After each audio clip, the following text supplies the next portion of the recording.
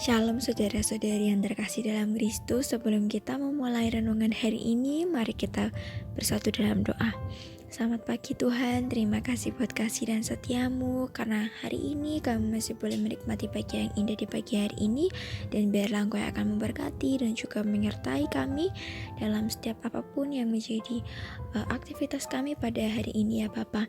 Dan saat ini kami mau memulai semuanya dengan renungan di hari ini. Biarlah renungan ini dapat menjadi kekuatan, dapat menjadi penghiburan, juga dapat menjadi pengingat bagi kami untuk terus memuliakan nama-Mu dan terus dapat menjalani aktivitas kami seluruhnya, supaya apapun yang kami lakukan dapat terus berada di arus pergerakan-Mu dan dapat terus dalam pimpinan Roh Kudus-Mu ya Bapa.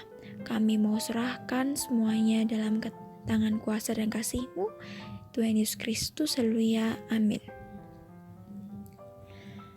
Bacaan renungan hari ini terambil dari Yohanes 4 ayat 1 sampai 42, perjumpaan yang mengubahkan. Kami percaya, tetapi bukan lagi karena apa yang kau katakan, sebab kami sendiri telah mendengar Dia dan kami tahu bahwa Dialah benar-benar juru selamat dunia. Yohanes 4 ayat 42.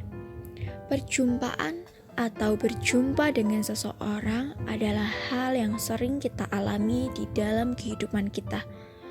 Dalam setiap perjumpaan tentu ada banyak hal yang bisa terjadi di dalam kehidupan kita. Ketika kita berjumpa dengan orang yang menyenangkan, maka kita pasti akan terhiburkan, bisa berbagi senyuman, berbagi pengalaman, dan bisa berbicara dari hati ke hati. Sebaliknya, ketika kita berjumpa dengan orang yang tidak menyenangkan, biasanya yang terjadi adalah perasaan kesal, dan sebisa mungkin kita berusaha mengakhiri perjumpaan kita dengan orang tersebut.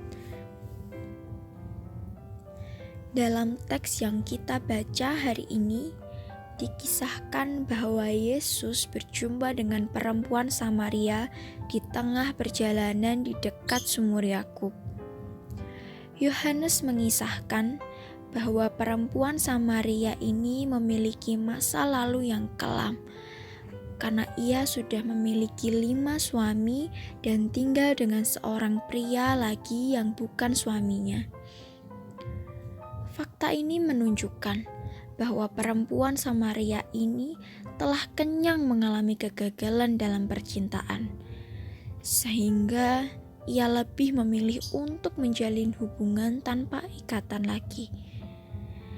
Bahkan jika melihat kebiasaan pada masa itu, di mana umumnya para wanita pada masa itu mengambil air di sumur secara beramai-ramai atau berkelompok, perempuan Samaria ini justru pergi sendirian ke sumur tanpa ada siapapun di sekelilingnya di saat siang hari yang terik. Hal ini dilakukannya karena mungkin ia telah ditolak oleh sesama perempuan sebangsanya.